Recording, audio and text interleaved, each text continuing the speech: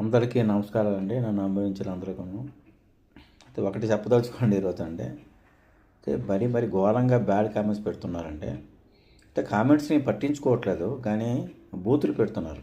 నా వీడియోస్లో ఎక్కడ మీరు చూడండి కామెంటే చేస్తాను, కానీ ఒక్క దగ్గర బూతులు వాడలేదు. ప్రతి ఒక్క మానవుడికి, ప్రతి ఒక్క పౌరుడికి, ఇండియన్కి ప్రశ్నించే హక్కు ఉంది. మరి ఏ రాజ్యాంగం చూడండి, ఇది ప్రజాస్వామ్యం అండి. ఏదో ఒక్కల వల్ల జరిగేది కాదు. ఏ పార్టీ అయినా, ఏ ప్రభుత్వం అయినా ఏదో 5 సంవత్సరాల వరకే ఉంటుంది. తర్వాత ఏ ప్రభుత్వమే రావచ్చు, ఇది చెప్పలేం. ఒకప్పుడు ఏం ఆలోచించింది వైసీపీ, ఇంకా మేమే కింగు, ఇంకా రామనుకున్నారు. అంటే టీడీపీ వచ్చింది, కూటమి. టీడీపీ అంటే కూటమి ప్రభుత్వం. అది ఎవరెవరు వచ్చి అందరికీ తెలుసు. అది ఎవరెవరు వచ్చింది అందరికీ తెలుసు. అది పవన్ కళ్యాణ్ గారి వల్ల వచ్చింది. అది ఓట్ షేరింగ్ వల్ల వచ్చింది. కానీ అది ప్రశ్నించడం తప్పు ఎట్లా అవుతుందండి? ఎవరి అభిమానం వాళ్ళది.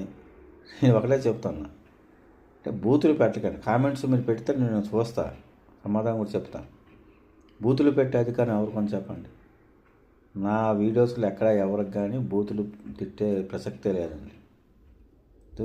కొద్దిగా సెటారికల్గా ఉండొచ్చు, అది ప్రశంసడం ఉండొచ్చు, కానీ బూతులు ఎక్కడ ఉండవు. మరి నేను వీడియోలు చేశాను చూడండి. కనీసం నేను ఇంచుమించు చేసి ఒక 1000 పైన వీడియోలు చేశాను. దానిలో ఒక 500, 300 ఇవి ఉండొచ్చు. చాలా వీడియోస్ ఉంటాయి, మీరు చూడండి. ఎక్కడ బ్యాడ్ కామెంట్స్ అన్నీ ఉండవండి, బ్యాడ్ డైలాగ్స్ ఉండవు. అది మీరు అర్థం చేసుకోండి. కాకపోతే కొంతమంది ఎందుకు అట్లా చేస్తున్నారో నాకు అర్థం కావట్లేదు, కానీ పెద్ద పట్టించుకోవట్లేదు. కానీ పర్సనల్ దీంట్లో ఎవరు వెళ్ళకూడదు.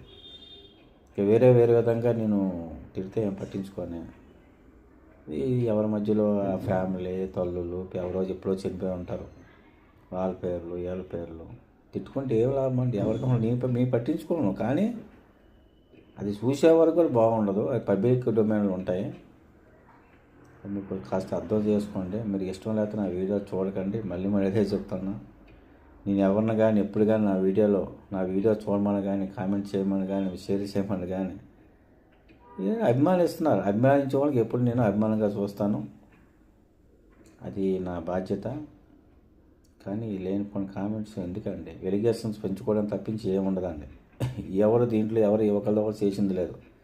ఎవరి పని వాళ్ళు అల్టిమేట్గా చేసుకోవాల్సిందే. నా పని నేను చేసుకుంటూ అదే మళ్ళీ చెప్తున్నా, ఏ పీఠం కాదు, నా పని నేను చేసుకుంటా, నా ఉద్యోగం నేను చేసుకుంటూ చేస్తున్నా. అది 100% చెప్తాను అందరికీ.